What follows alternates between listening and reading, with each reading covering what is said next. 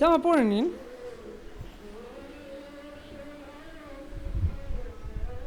তো আমরা আরেকটা তাঁতি ভাইয়ের কাছে চলে এসেছি, এবার ইনার মুখ থেকে সেই সব প্রশ্নগুলোরই উত্তর নেব যেগুলো আপনারা কিছুক্ষণ আগেই শুনলেন, এবং কতটা সত্যটা আছে, কতটা মিথ্যা আছে, কতটা কি গসিপ আছে, সব বিষয় নিয়েই পুরোপুরি আলোচনা করব, জানবো বিস্তারিত। এবং অবশ্যই এই মুর্শিদাবাদ সিল্ক কিন্তু গোটা ভারতবর্ষ, গোটা পশ্চিমবঙ্গ এবং বিদেশেও কিন্তু বহুল পরিচিত, বহুল খ্যাতি রয়েছে।